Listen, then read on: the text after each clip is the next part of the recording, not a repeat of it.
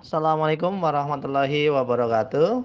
Bertemu kembali dengan saya Pak Anugrah Didik Sucitra. Hari ini kita akan belajar mengenai cara kerja sistem AC pada kendaraan. Minggu lalu saya telah menyampaikan materi melalui daring tentang komponen-komponen sistem AC.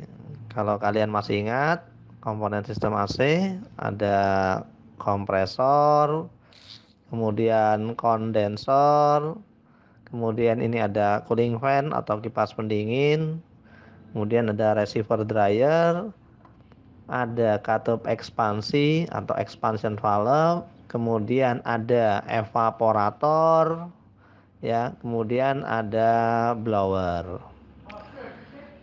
Ini minggu lalu kita sudah belajar mengenai komponen-komponennya. Hari ini kita akan belajar mengenai cara kerja sistem AC.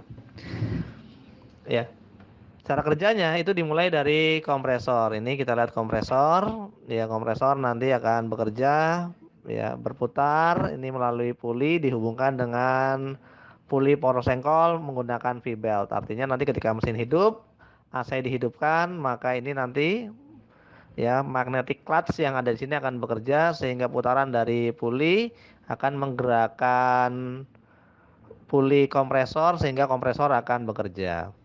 Kompresor bekerja ini akan menghisap, ya, gas freon, ya, menghisap dari evaporator. Ini evaporatornya akan dihisap, ya, kemudian akan ditekan menuju ke kondensor. Sekali lagi, awalnya dimulai dari kompresor. Kompresor akan menghisap gas freon, kemudian akan menekan gas freon menuju ke kondensor. Di kondensor ini karena gas freon tadi ditekan, ya, terus-menerus oleh kompresor, maka di sini tekanannya akan meningkat. Tekanan meningkat, temperatur juga akan meningkat. Nah, karena temperaturnya meningkat, panas di sini, maka perlu didinginkan. Ada cooling fan di sini. Ya, cooling fan nanti berfungsi untuk menyerap panas, ya, yang terdapat pada kisi-kisi kondensor.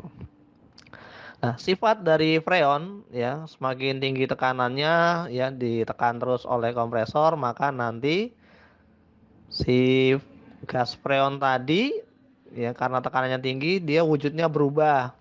Yang semula gas karena bertekanan tinggi, kemudian nanti wujudnya menjadi cair. Terjadi proses namanya kondensasi, proses perubahan wujud dari gas menjadi cair. Maka tempatnya disebut dengan kondensor. Atau dengan kata lain, kondensor sebagai wadah atau sebagai tempat proses terjadinya kondensasi. Proses perubahan wujud dari gas menjadi cair. Kemudian setelah gas freon menjadi cair, ini mengalir menuju ke receiver dryer.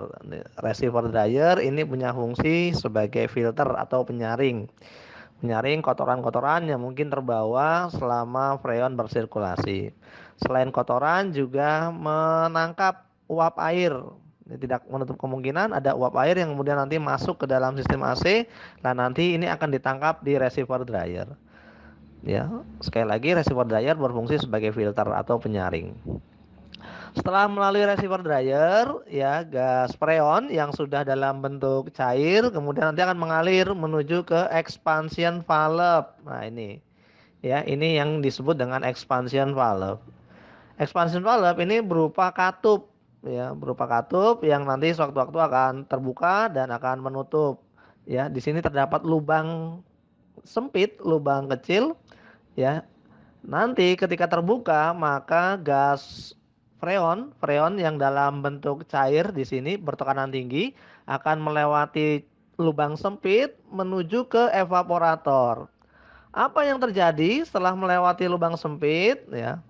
Gas freon, ya, freon yang dalam bentuk cair ini semula tekanannya tinggi, kemudian setelah melewati lubang sempit tadi, tekanannya langsung turun. Nah, akibat adanya perubahan tekanan, maka freon kembali berubah wujud. Yang awalnya di sini cair, Setelah melewati katup ekspansi, kemudian kembali berubah wujud menjadi gas. Nah, perubahan wujudnya ini nanti akan terjadi di dalam evaporator.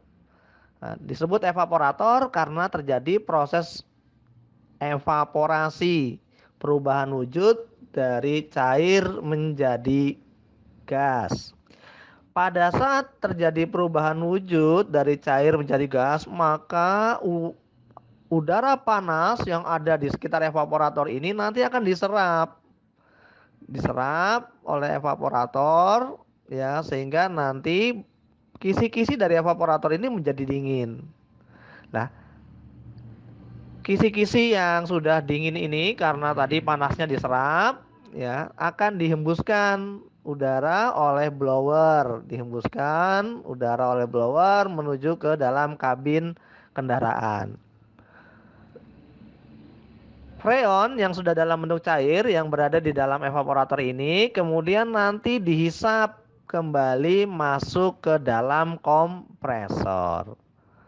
Ya, jadi demikian proses cara kerja sistem AC ya. Tadi diawali dari kompresor, kemudian nanti sampai endingnya akhirnya itu kembali lagi dihisap oleh kompresor. Ya. Demikian, semoga kalian bisa memahami. Terima kasih.